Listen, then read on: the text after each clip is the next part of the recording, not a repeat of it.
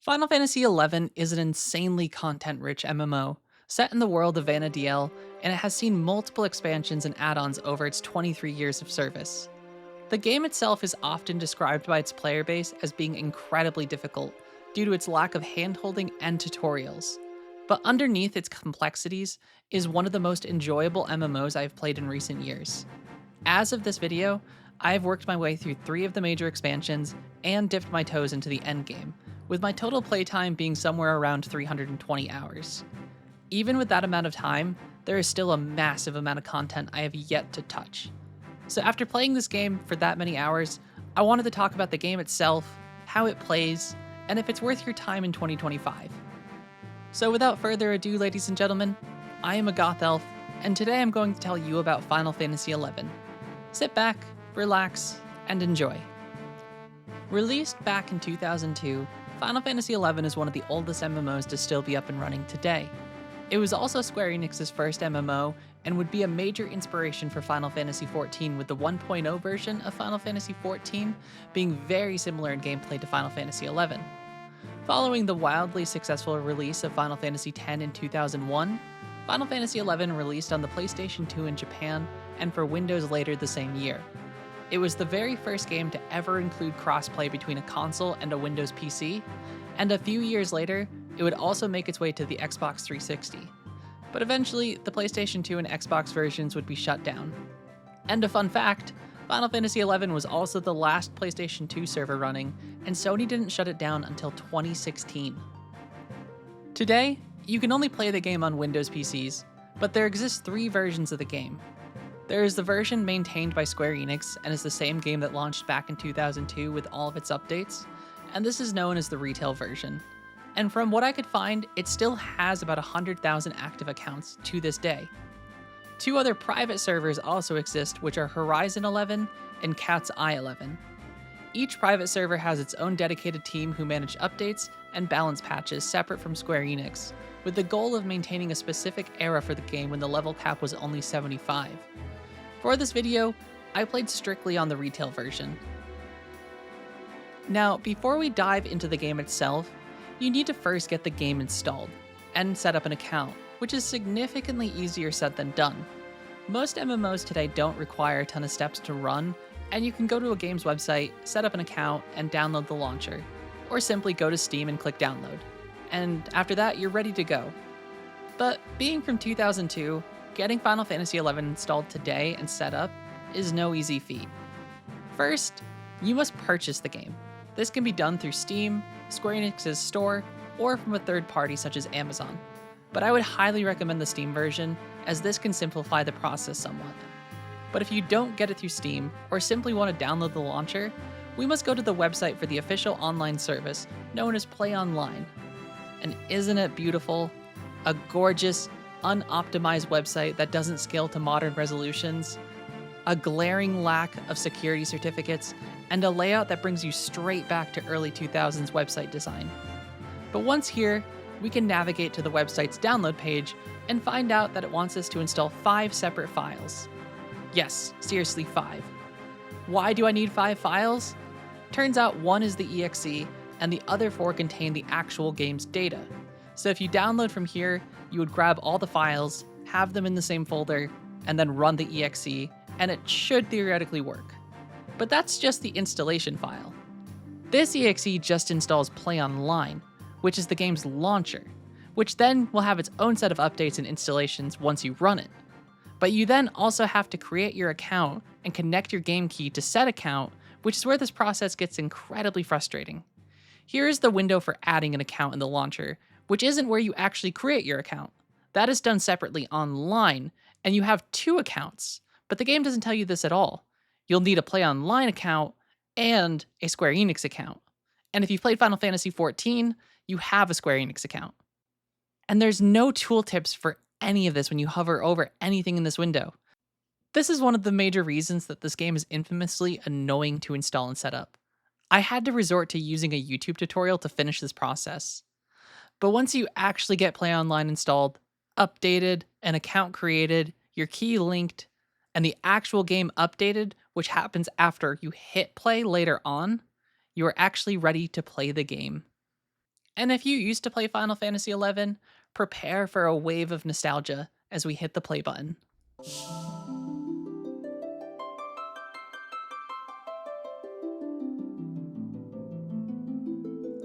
Even though I didn't grow up playing Final Fantasy XI, this intro music still makes me feel nostalgic, and it gets me excited every time I launch the game. But first up is character creation. Upon selecting Create Character from the main menu, you are brought to this CGI rendered catwalk sequence that displays your choices in all their glory. First up is choosing your race and gender of your character. If you've played Final Fantasy XIV before, you should recognize all of these races, as they were the inspiration for the base races of Final Fantasy XIV. You have the Elvan, the classic elven race whose necks are just as long as those of the Elezen. The Humes, who are your typical human race. The Taru Taru, who would become the inspiration for the Lalafels. The Mithra, who are the original catgirls of the Final Fantasy series. And finally, the Galka, who are essentially the same as Rogadin, they just have a tail. I went with Mithra because catgirls, obviously. Dare I say more? Once you select your gender though, you then get to pick a face, which is also tied to your hairstyle. Most races have quite a few options, and I rather like a lot of them, but I ended up going with this one. And after you select your face, each hairstyle also has options for color. Once you decide on a hair color, you then pick your character's body size, which has 3 choices of small, medium, or large. And once you decide with that, you can move on to selecting your starting class, which is referred to as a job in Final Fantasy XI. These are broken up between basic jobs and advanced jobs, but we will get into this more when we discuss classes later. The starting classes, or jobs, are Warrior, Monk, White Mage, Black Mage, Thief, and Red Mage. I like hitting things with big weapons and going Unga Boonga, so I chose Warrior. But just like Final Fantasy XIV, you can play every job on a single character in this game, so we will be able to change to whatever we like later on. After that, we pick our name and server, and get into the game. An important thing to note here is there are no regional servers for Final Fantasy XI. So you will be playing with players from all over the world, and ping can vary greatly between regions. But from my research, the 2 most populated servers are Bahamut and Asura, so I went with Bahamut. With that selected, we then have one final choice: which city we want to be a citizen of. The 3 choices are Sandoria, Bastok, and Winders. Each has a small description and has multiple possible intros that are given to the players at random.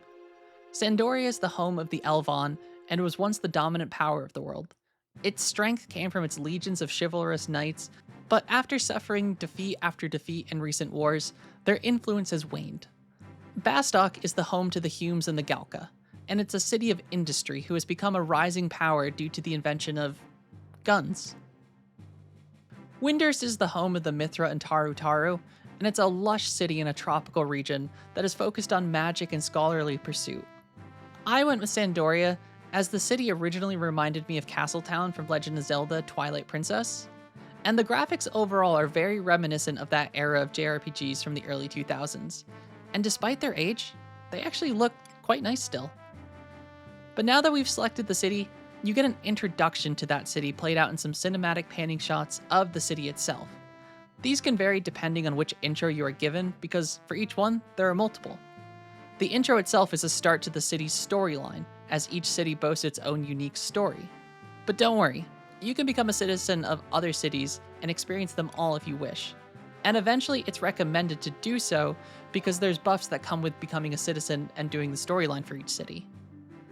Now that we are in the game, let's first discuss the controls, because oh my god, are these the weirdest controls I've ever played within an MMO. First off, we need to remember that this game was originally developed for the PlayStation 2 back in 2002, so this game had to work with a PlayStation 2 controller, which does explain some of the design elements as we get into it. It also supports keyboard and mouse, but most players, if they use this setup, opt for strictly just the keyboard. This is usually because the mouse is very unresponsive and feels more like an afterthought. WASD, or holding left click, moves your character, and to move the camera, you can use I, J, K, and L, the arrow keys, or by holding right click and moving the mouse. But when I first started playing this game, I wanted to check the keybinds, So I start pressing buttons that I often associate with opening the menu in modern games. Escape? Nope. I for inventory? Nope. Remember? That's for moving the camera. J for journal? Nope. These are still just camera keys, remember? Eventually, I find the button. It's hyphen. Why is it hyphen? No matter. We now know, and we have the menu up, so let's find this config menu for the keybinds. Tapping the menu toggles it between two windows, and we see a config option. Let's check in there. Okay, we're in the right place, but I don't see keybinds. Just gameplay, chat filters, font colors, windows, log, miscellaneous 1 through 4, effects, mouse and camera, global, and gamepad. Eventually, after searching, we find that keybinds for a mouse and keyboard are in miscellaneous 2. In what world is keybinds a miscellaneous option? And if you were like me and Google the controls, you would find that there's 3 different layouts depending on the keyboard size you have, and 6 different layouts for controllers. So finding out which layout you actually had could be trial and error. But we find the keybinds, so let's try rebinding the keys. And it's actually really easy. Just hover over the control you want to rebind and press the new key. It also offers rebinding shortcut commands like inventory, magic, and such, but I see that they have duplicate overlaps for some of the movement keys. What the game doesn't tell you is that you need to hit control by default plus the command to make these function. So inventory isn't just I, it's control I. But after playing around with the keyboard, I decided that I would give controller a try, and I select gamepad from the config menu, and this launches a dialog box with the options to pick some predefined buttons or setting up your own. I tried all the predefined options and decided I didn't like any of those, so I went with my own, which was also incredibly frustrating. You see, the game recognizes modern controllers, such as my DualShock 5 controller, but buttons aren't labeled triangle, square, circle, and so on. No, they are named button 1 through 32. So this took some trial and error figuring out which button was which, until I realized you can select the action to get the button drop down and simply press on the button on your controller for it to auto-select the corresponding input. So after figuring out a scheme I liked, I was actually ready to play. I also should note that turning on X input, which is something I often associate with more modern controllers, it just spun my camera around in circles. So I'm just not going to even check that option, because without it, it seems to be working. And now that we have functioning buttons and know the controls, we can talk about how the game interactions work. Everything in this game is essentially a menu that then allows you to interact with the world. For instance, targeting an enemy. We first either have to target an enemy, which for me was using the left and right D-pad, which starts from the closest object or person to the furthest and moves sequentially based on distance, starting with yourself. Once you select an NPC or player, you can then open one of 2 menus. Your main menu, which has your trade option, or the action menu, which contains attack, magic, abilities, items, or an option to check, which is used to determine the strength of enemies, which we'll discuss later when we get to combat. Once you select the ability, it will then either have you confirm it, indicated by a floating blue arrow on the target, or just simply use the action. For instance, a ranged attack will make you confirm the action by default, but if you select an NPC and then use the trade option, it'll automatically open the trade window. It's certainly a weird system at first, but once I got used to it, it's actually not that bad. Certainly a little dated, but considering this was on the PlayStation 2 in 2002, it's actually really commendable for how well it works even today. But we have our character, and we know how to move, so let's begin our adventure. Upon entering the world and viewing our first cutscene, one of the NPCs gives us a coupon and tells us to bring it to someone in the city square and trade it with her. So we run into the city of Sandoria and listen to its fantastic bagpipes that haunt many players to this day.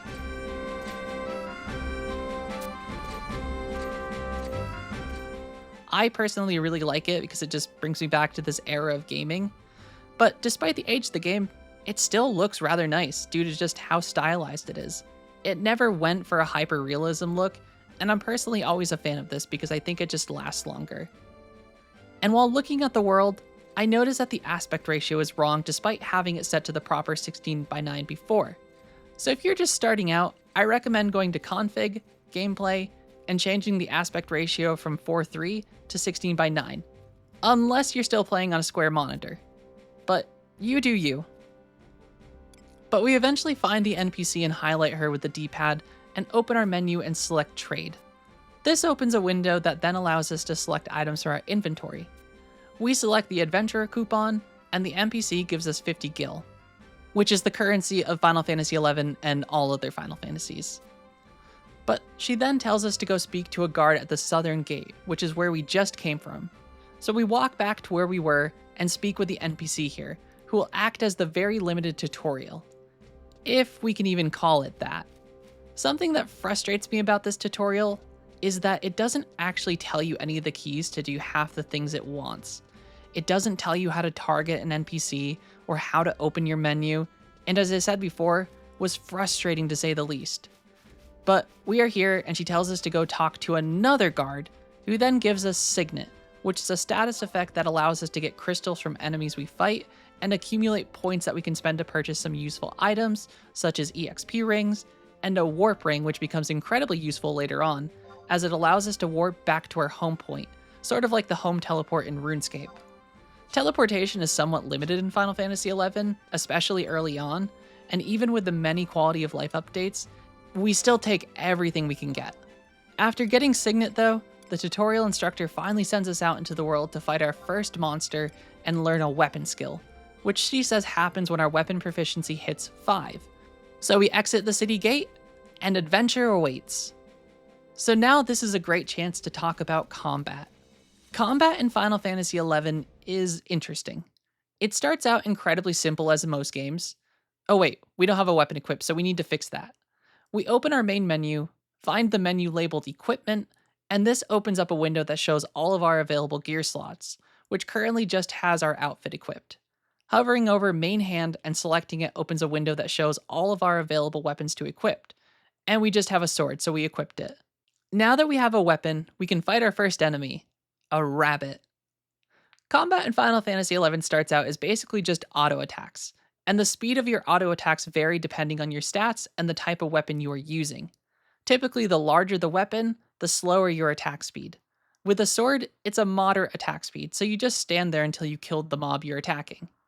As you attack, you'll notice in your log window that you see a sword skill is increasing by small amounts ranging from 0.1 to 0.3. Once you've accumulated enough of these, it'll raise your skill by 1. And we can check this in our main menu by going to Status and Combat Skills. The tutorial NPC said we unlock Fastblade at skill level 5, so we keep attacking and earn a few character levels up, and oh, the music is fantastic for levels up. It has a very classical Final Fantasy sound, and I love to hear it. After a couple levels, our sword skill reaches 5, and we unlock Fastblade. To use this, you have to accumulate 1000 TP, which is gained by auto attacks during combat. At 1000 TP, you can spend this to use your weapon ability, which does quite a bit of damage at this level. An important note, TP can be stored up to 3000 TP, and many weapon skills damage vary depending on the amount of TP you have when you use that ability. As you eventually level up and unlock more weapon skills, you'll begin to learn about skill chains. Each weapon skill has a skill type, which can be seen in the window at the top of the screen while hovering over the weapon skills. The types of skills are Impaction, Scission, Reverberation, Induration, Compression, Liquefaction, Detonation, Transfixion, Distortion, Fusion, Gravitation, and Fragmentation. Oh, and also Light and Darkness. You will need to either have another player, or as you unlock them, companion NPCs called Trust to chain these attacks to produce the skill chain. So for instance, if another player NPC uses a skill that applies the liquefaction effect, you can then follow up with another attack that has impaction, and this will create a fusion skill chain, and then that does even more damage than just the ability. There are dozens of combinations, and the skill chains range from level 1 to level 3, or ultimate skill chains. Outside of skill chains, there's also Magic Burst, which is when you use specific combinations of magic spells at the end of a skill chain, which is how magic jobs contribute. And as well, each job has job abilities. Each job features a 2-hour ability that usually has a very strong effect, but a very long cooldown, and a range of shorter cooldown abilities. For instance, Thief's 2-hour ability is Perfect Dodge.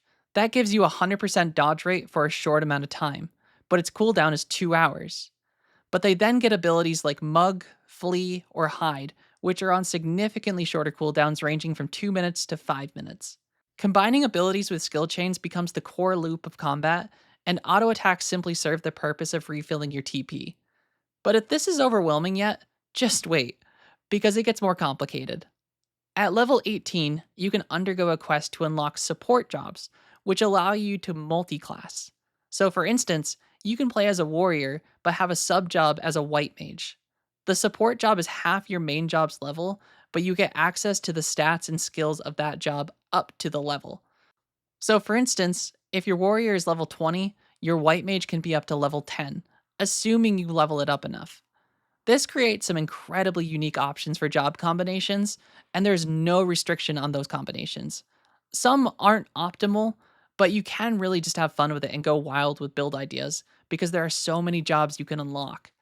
You can play as a warrior, monk, white mage, black mage, red mage, thief, paladin, dark knight, beastmaster, bard, ranger, samurai, ninja, dragoon, summoner, blue mage, corsair, puppet master, dancer, scholar, geomancer, and rune fencer. And if you are a Final Fantasy XIV player, you will recognize many of these, and they serve almost the same role here as they do in Final Fantasy XIV.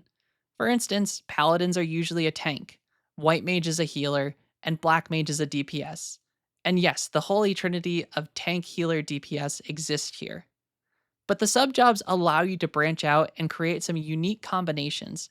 For instance, Ninja originally was meant to be a DPS job, but through the use of subjobs, players eventually shoehorned it into a tank role by using Warrior as a subjob. Some of the jobs are also, in my opinion, a lot more unique in this game.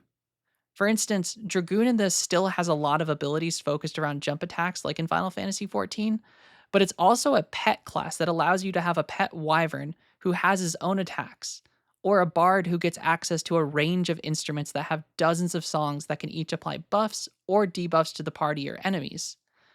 And as in Final Fantasy XIV, you can play all of these on one character, but it does require you to speak to a Moogle in major cities or settlements to switch jobs. And one thing I noticed as I played was that each race and gender also had different combat stances for every weapon. For instance, the male Elvon hold the sword and shield completely different than even the female Elvon. As you see, it's different here. And wait a minute, this stance looks incredibly familiar. Some Final Fantasy XI influence in FF14 indeed. The stances do have no impact on combat, but some definitely just look better than others. At times, Mithra look like they have a severe case of scoliosis, whereas Humes just get some cool heroic poses all around. As well, you aren't restricted to one weapon type per job. All jobs have access to multiple weapon types, which allow for a variety of builds, because Final Fantasy XI has a lot of horizontal progression, which we will get into later. But this is the basis of combat. You auto attack to build TP to cast weapon skills, and combine these with other players or NPCs to create skill chains. If you are a magic class like White Mage, Black Mage, or Scholar, you will spend a lot of time simply casting specific magic spells to either do straight DPS, or apply damage over time attacks, or support your allies.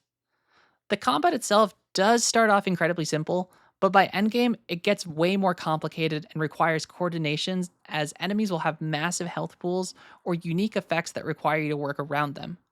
Ultimately, it does come down to a lot of trial and error, and you will die a lot. This game is brutal, and it isn't afraid to wipe you over and over again. As well, I have mentioned NPC companions a few times, and this is a somewhat newer addition to the game, and these are known as Trust. Trust are NPCs you can summon to fight alongside yourself, and are copies of characters you meet throughout the game's story, expansions, and add-ons. They are broken up into different roles such as tank, support, or DPS, and there is a lot of trust to collect. Some are definitely significantly better than others, but overall, they are useful in helping new players progress through most of the game. This was actually one of the major reasons for many players leaving the game, as they felt it made the game too easy. For context, as I've said, this is a very difficult MMO in terms of combat, and grouping up was necessary for a very long time. You could not solo your way to max level efficiently, and many enemies, including story bosses, required that you had other players to assist you. With the introductions of trust, it made it so you did not have to interact with players for a majority of the game if you didn't want to.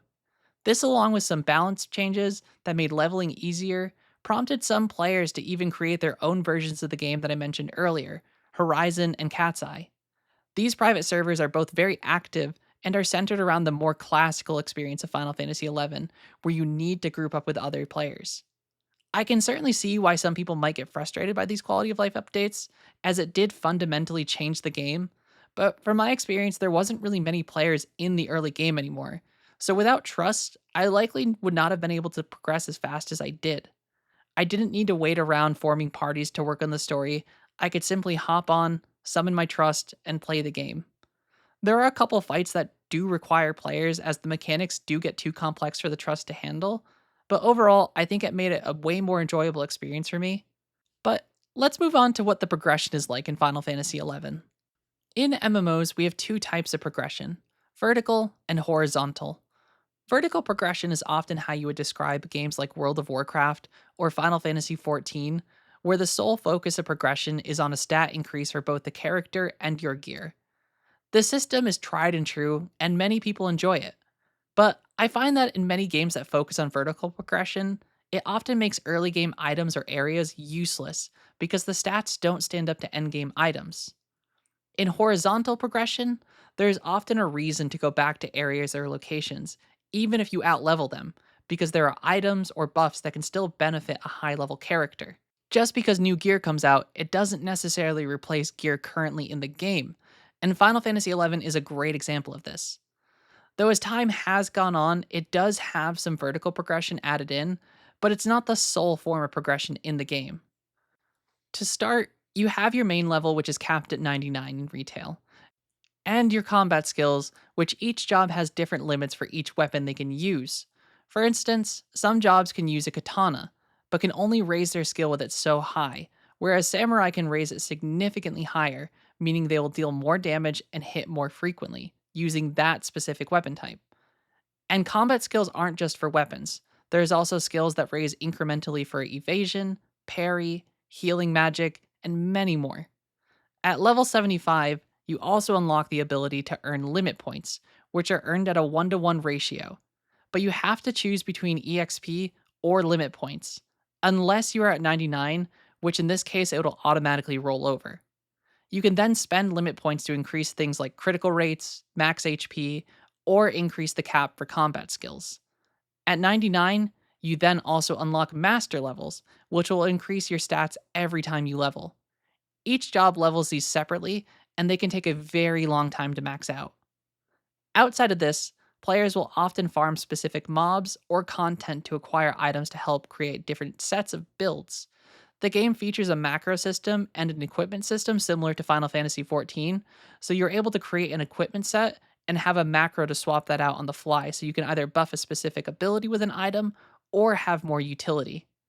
There are many lower level items that are rare drops from world bosses called Notorious Monsters that give the players things like increased movement speed, better drop rates, or some weapons that may cause the player to attack multiple times in succession. And these are only just a few. So, for many longtime players that have maxed out levels, they may work towards farming new items to improve their stats or builds so they can take on more challenging content, in which there is a lot. As well, Final Fantasy XI also features a crafting system. Unlike Final Fantasy XIV's crafting, this does not require changing your job. You simply need a crystal and the items needed for synthesis. You then select them in a menu, and the game will then perform the synthesis, with its success chance being based on your level in that specific crafting skill, the gear you are wearing, and the difficulty of the recipe itself. It is an interesting crafting system that does become viable for some players, as you can create a range of items that are useful at all levels of content. But there's also so many crafting materials in this game that many crafters will have specific alts to either hold onto material or simply act as that crafter. I met one player who had an alt for every crafting skill, and they would simply switch to that character, make the item, and then mail it to their primary character. Outside of just leveling and gearing, there is an absolute massive amount of story content and activities to do in this game, which we'll talk about next. Being as old as Final Fantasy XI is, The game has seen very consistent updates, along with 5 major expansions being released. These expansions being Rise of the Zillart, Chains of Promathia, Treasures of Argon, Wings of the Goddess, and Seekers of Adolin. The main story of the game involves the player working with the city they're a citizen of as they start out on a simple quest, such as bringing back an axe of a beastman or investigating tomb raiders. This eventually leads the players to discovering that the beastmen across the world, known as the Orcs, the Yagado, and the Quadav, are actually working together with a loose alliance as they attempt to resurrect an enemy of the cities known as the Shadow Lord. You then have to navigate an uneasy alliance of your own between each nation as you work together to deal with this threat. The original main story, in my opinion, was fairly weak, but the story does start to shine with the first expansion, which ties directly into the original story. In fact, most of the expansions tie directly into the others, and Square Enix even added a free add on, which was really just a whole expansion in its own right called Rhapsodies of Vana'diel, which aimed at bridging the gap between each expansion better. This add on also acted as a tutorial of sort that was meant to help players start each expansion and interact with more systems of the game, while also providing some of the best new player rewards, such as increased XP gain, cheaper teleports, and a unique shop that gets more items for sale as you work your way through the story. Overall, the expansions themselves were very fun, and I still have way more to complete. I even found myself enjoying them a lot more than Final Fantasy XIV's expansions, as they had what I think was way better writing, and the cutscenes themselves were often uniquely animated instead of relying on spamming the talk emote over and over like 14 does. If you are a long-time Final Fantasy player, but never played Final Fantasy XI because it was an MMO and didn't seem accessible, now is a great time to be able to experience the story of this game. Outside of the story and expansions, the game also has received a multitude of add ons that focus around battlefield scenarios where you fight mobs to unlock gear and other items. These also have their own stories, though they are not nearly in depth as the expansions. As with any other MMO, you will also find hundreds of side quests, such as ones needed to actually unlock advanced jobs. And some of them are very fun and well written. And I think many of these quests I found more enjoyable because they didn't actually hold your hand.